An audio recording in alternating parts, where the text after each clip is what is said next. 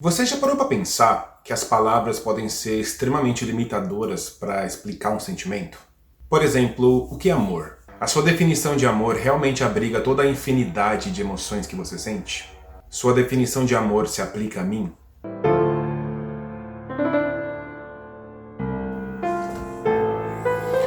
Felizmente existe a arte, né? Felizmente existem grandes artistas, cineastas, escritores, músicos que conseguem exprimir sentimentos de uma maneira tão incrível que a gente acaba adotando às vezes a definição deles como nossa. Isso pode ser, sei lá, um pintor, um cantor, uma banda ou um escritor.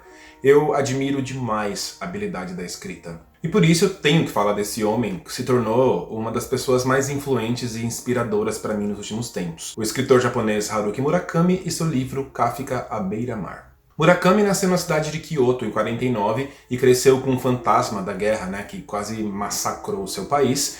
E mesmo tendo pais que eram professores de literatura japonesa, e mesmo sendo viciado em escritores ocidentais, a paixão pela escrita de Murakami demorou para aparecer. Seu primeiro emprego foi numa loja de discos, onde consolidou-se então sua paixão eclética por música, por jazz, por música clássica e pelo rock também. E contrariando todas as expectativas de seus pais, Murakami, junto com a sua mulher, resolve abrir um bar de jazz chamado The Peter Cat, em homenagem ao seu gato. A inspiração, a iluminação, o momento que fez com que Murakami pensasse em escrever um livro aconteceu de forma muito inusitada. Ele estava na plateia assistindo um jogo de beisebol. Daí ele começou a sentir a necessidade de uma quietude, de uma paz que o dono de um bar não consegue ter. Então ele fechou seu bar para se dedicar a essa nova experiência que era a escrita.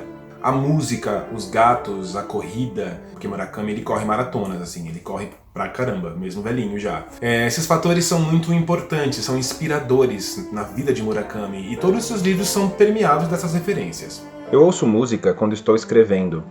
Logo, a música aparece de forma muito natural na minha escrita. Música é tipo um alimento para mim, me dá energia para escrever. Então, sempre escrevo sobre música. Faz bem para minha saúde, a música e os gatos.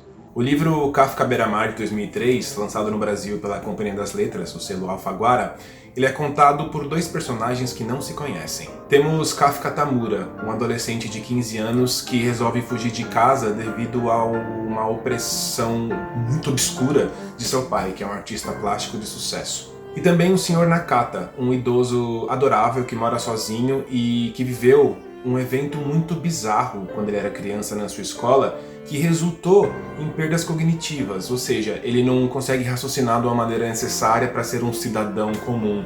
Ele não consegue ler, a memória dele é muito fraca, enfim, ele perdeu as capacidades cognitivas básicas. Mas, em contrapartida, ele adquiriu a habilidade incrível de conversar com gatos. Depois de não aguentar mais a vida com seu pai, Kafka resolve fugir de casa e ele acaba chegando numa cidadezinha onde tem uma biblioteca linda. Ele acaba conseguindo um emprego e um abrigo nessa biblioteca, que é comandada pela melancólica senhora Saek e também pelo inteligentíssimo, adorável e genial transexual Hoshino. E nessa biblioteca, o limite entre o real e o absurdo vão se cruzar. Já o idoso Nakata, ele mora sozinho, como eu falei, ele recebe uma ajuda do governo porque ele não consegue trabalhar, mas ele é muito adorado pela sua vizinhança, ele é muito querido mesmo, porque devido à sua capacidade de falar com gatos, que ele não conta pra ninguém, claro, ele consegue achar todos os bichanos perdidos pela região, todos menos um.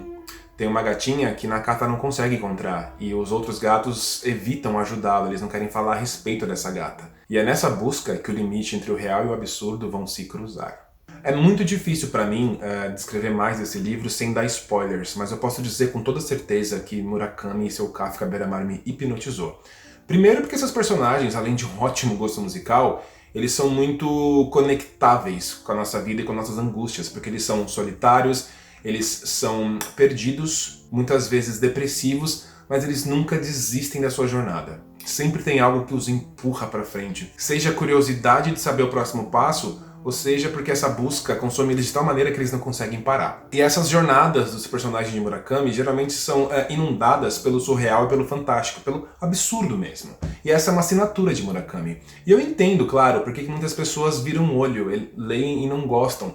Porque Murakami, claro, você pode colocá-lo no subgênero do realismo fantástico. Só que diferente, por exemplo, de Gabriel Garcia Marques, que eu amo, e Murakami também, o realismo fantástico ele não é apresentado de uma forma orquestrada para que você saiba lidar com a estranheza e assim continuar absorvido, seduzido pela história.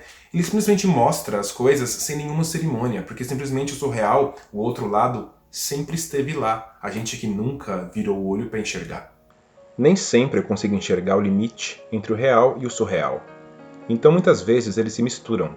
Eu acho que no Japão, o outro lado está muito perto da nossa vida real. Eu tenho a impressão de que no mundo ocidental não é tão fácil acessar o outro lado. Eu confesso que para mim foi muito fácil absorver esse outro lado que o Murakami tanto descreve. Sei lá, talvez porque eu acho que sou uma criança crescida. Eu gosto de desenho animado, eu gosto de ficção científica, eu gosto de terror num nível que realmente me deixa levar pela história e me coloco no lugar dos personagens. Então eu nunca crio uma barreira de resistência, né? Nunca crio um escudo quando algo imaginário, algo absurdo é apresentado para mim. Sei lá, eu acho que eu não cresci, ainda bem.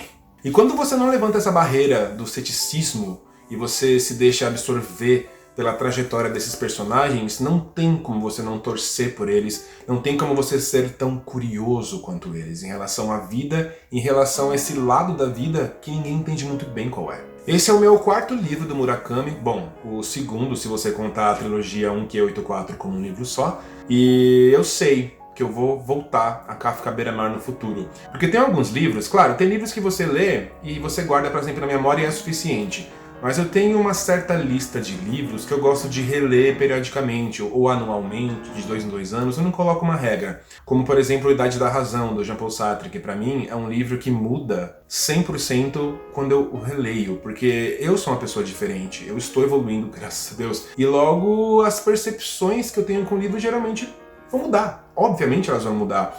E eu sei que eu vou precisar reler Kafka Beira-Mar em pelo menos 1 ano ou talvez mais tempo, porque é um livro que foi importante para mim.